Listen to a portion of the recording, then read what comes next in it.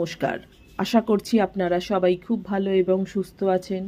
চামেলি মণ্ডল চ্যানেলে আপনাদের সবাইকে স্বাগত জানাই।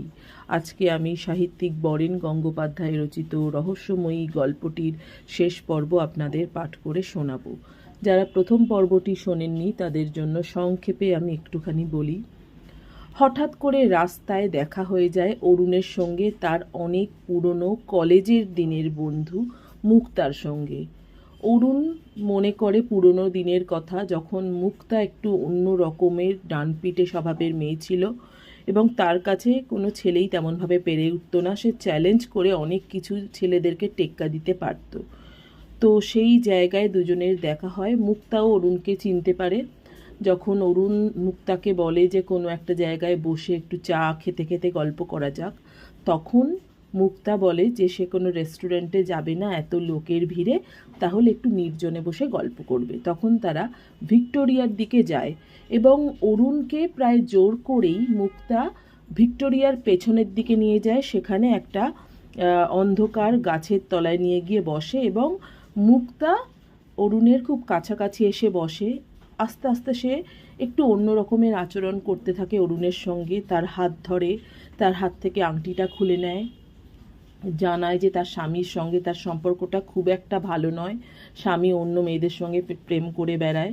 তো এই রকম জায়গায় অরুণের একটু অদ্ভুতই লাগে মুক্তার সমস্ত আচরণ, কিন্তু ভালোও লাগে। হঠাৎ করে এরকম কোনো মেয়ের সান্নিধ্য, সে হাত ধরছে, কাছে এসে বসছে, তো সে বারণ করে না। আর দেখা যায় মুক্তা তার হাত থেকে তার আংটিটা খুলে নেয় এবং জিজ্ঞাসা করে যে আংটিটা ফলস কিনা। এরপর থেকে আমি বাকি গল্পটি বলছি। অরুণ না হেসে পারল না। সামান্য আংটি তার জেনুইন আর ফলস? পকেটে দেশলাই আছে? কেন, কি হবে? আমি বিড়ি সিগারেট খাই না। মুক্তা বলল, ডিজাইনটা দেখতাম। আংটিটা হঠাৎ নিজের আঙুলেই পরে ফেলল মুক্তা। অরুণ বলল, আসলে ওসব পড়তে হয় বলেই পড়া, অনেক দিন ধরে আঙুলে রয়ে গেছে। মুক্তা বলল, আংটিটা তোমার কাছে পুরনো হয়ে গেছে, কিন্তু আমার আঙুলে কি সুন্দর মানিয়েছে, এই দেখো না। অরুণ কেমন অস্বস্তি বোধ করতে থাকে। কি ছেলে মানুষই শুরু করলো মুক্তা। আংটিটা ওর আঙুল থেকে খুলে নিয়ে আবার যে নিজের আঙুলে পড়বে তার পথ যেন বন্ধ করে দিতে চাইছে মুক্তা। হাতে আংটি না থাকলে সঙ্গে সঙ্গে বাড়িতে গিয়ে কৈফিয়ত দিতে হবে। অরুণ বলতে পারবে না ওর হাত থেকে আংটিটা ওর এক বান্ধবী খুলে নিয়েছে, বললেও কেউ বিশ্বাস করতে চাইবে না। কটা বাজে দেখো না। মুক্তা প্রায় আবদারি ভঙ্গিতে ধরে অরুণকে। অরুণ বলল, আহ, কি হচ্ছে? তারপর ঘড়ির দিকে তাকিয়ে বলল, রাত 9টা, এবার উঠতে হবে, আংটিটা দাও। কেন, ভয় হচ্ছে? আমি নিয়ে নেব। না না, ভয় কেন? ভয় নয়, তবে বাড়ি ফিরতে হবে না? ফিরবো তো বটেই। মুক্তা হাসে। সারা রাত যে এই গাছতলায় তোমাকে বসিয়ে রাখতে পারবো না, তা আমি জানি। ঠিক আছে, আর যখন বসতে চাইছো না, ঘড়িটা খোলো। ঘড়ি কেন? কেন কি, ঘড়িটাও আমি পরবো যে। দেখো না আমার হাতে ঘড়ি নেই। যা, কি ছেলে মানুষই শুরু করলে। ওঠো, কাল না হয় আবার দেখা হবে। একটু গা ঝাড়া দিয়েই উঠে পড়ার চেষ্টা করে অরুণ। মুক্তা এক হ্যাঁচকায় বসিয়ে দিল অরুণকে। তোমার বউ বুঝি খুব সুন্দরী? অরুণ থমথমে মুখে মুক্তাকে দেখবার চেষ্টা করে। ও কি তাহলে কোনো ফাঁদে পা দিয়ে ফেলেছে? কিন্তু কথাটা ভাবতেও কেমন বোকা বোকা লাগে ওর। হ্যাঁ, বলো না, তোমার বউ বুঝি আমার চেয়েও সুন্দরী? অরুণের বিরক্তি এবার চরমে ওঠে। তুমি নিজেকে খুব সুন্দরী ভাবো? না না, তা ভাবো কেন? আমি সুন্দরী হলে কি এত সাধ্যে হতো তোমাকে? অরুণ কথা হারিয়ে ফেলে। যেভাবেই হোক এখনো ওর সরে পড়া উচিত। বলল, উঠবে না, এরপর কিন্তু পুলিশে ধরবে। ঘড়িটা দাও। অরুণ এবার প্রতিরোধ তৈরি করার জন্যে একটু যেন রুখে উঠল। তুমি কি ছিনতাই পার্টির মেম্বার নাকি? রিয়েলি মুক্তা, আমি কিন্তু বিশ্বাসই করতে পারছি না। কেন মিছিমিছি দেরি করছো বলো তো? কখন আমরা উঠে যেতে পারতাম।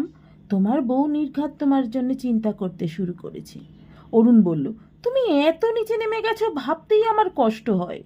ঘড়ি ছাড়া সঙ্গে যা টাকা কড়ি আছে বার করো। যত দেরি করবে তোমারই দেরি হবে। তাছাড়া মিছিমিছি হইচই বাঁধিয়েও কোনো লাভ হবে না। একটা মজার জিনিস লক্ষ্য করেছে অরুণ?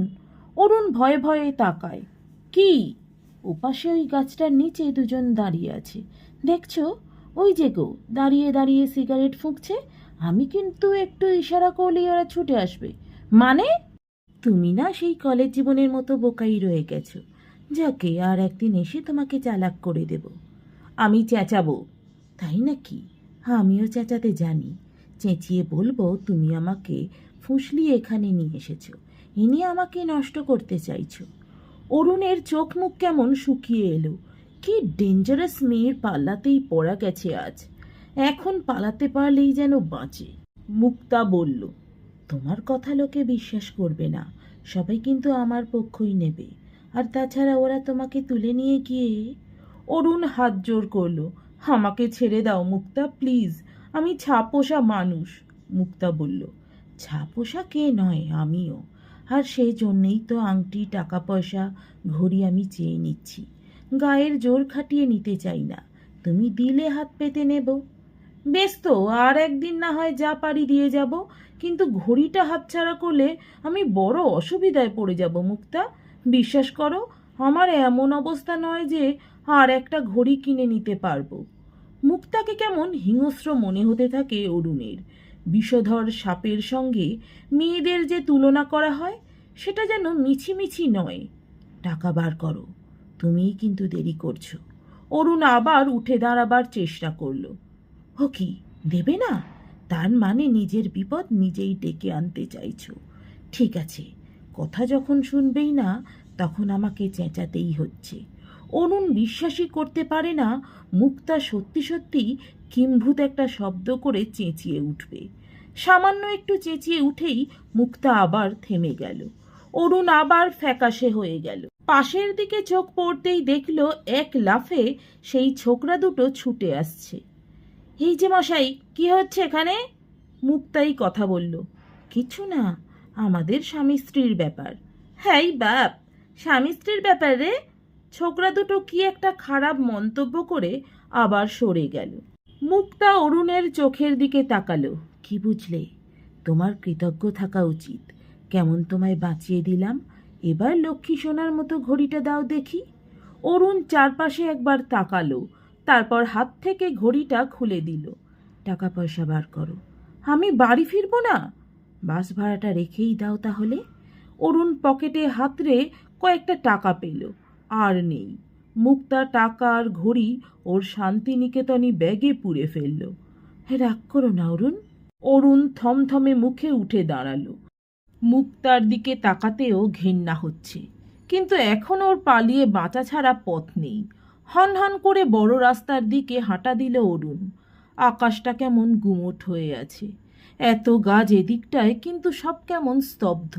ঘৃণায় অপমানে কানের পাশে ঝাঁঝা করছিল। ছুটতে ছুটতে বড় রাস্তার কাছে এসে একটু দাঁড়ালো।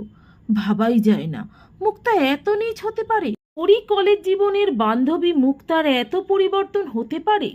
কলেজ জীবনের স্মৃতিটাকেও কিছুতেই মেলাতে পারছে না যেন। আশ্চর্য। আবার একটু ভিক্টোরিয়ার দিকে তাকালো ও।